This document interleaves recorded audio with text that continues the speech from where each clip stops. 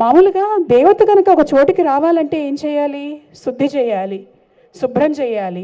ఇవాళ మీరు కార్పెట్స్ మీద అంతా కూర్చొని ఉన్నారు. మిమ్మల్ని ఎలా భావించేస్తున్నాము? స్త్రీగా భావిస్తున్నామా? అక్కగా భావిస్తున్నామా? చెల్లిగా భావిస్తున్నామా? కాదు, సాక్షాత్ అమ్మవారిగా భావిస్తూ ఉన్నాం. మరి అమ్మవారి వచ్చి కూర్చుంటే ప్రకృతి ఎలా పులకరిస్తుందో తెలుసా? నిన్న రాత్రి ఈ కార్పెట్స్ వేసే ముందర గ్రౌండ్ శుభ్రం చేశారు. మనుషులు చేస్తే సరిపోదు, వస్తున్నటువంటి వాళ్ళు శక్తి స్వరూపమైనటువంటి మహిళలు అని చెప్పి ప్రకృతి పరవశించి కొన్ని వర్షపు చిరు జల్లు ఇక్కడ కురిపించి మొత్తం రాత్రి ఇక్కడ శుభ్రం చేయటం జరిగింది.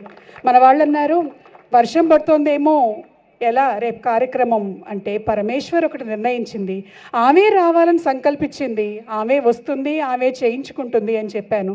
ఇదిగో ఇన్ని వేల రూపాయల్లో పరమేశ్వర్ ఇక్కడికి రావటం అనేటువంటిది జరిగింది. ఇదే ఈ స్త్రీ యొక్క శక్తిని, స్త్రీ సూక్తము అనేటువంటి, స్త్రీ సూక్తం అందరికీ తెలిసిందే, హిరణ్యవర్ణ మనందరం చదువుతాం. అలాంటిది స్త్రీ సూక్తం అనేటువంటి ఒక అద్భుత గ్రంథం అనంతలక్ష్మి గారు రచించింది. ఇవాళ మనం ఆవిష్కరించుకోవటం జరిగింది. చాలా అదుగోండి, ఒక వర్షపు చిరుగులు పడుతున్నాయి చూడండి, సన్నగా పడుతున్నాయి. వర్షం తలుచుకోగానే ఏమవుతుంది? ప్రకృతి ఏమవుతుంది? అది మీ అందరికీ చప్పట్లు, హర్షధ్వానాలు, జయ జయధ్వానాలు.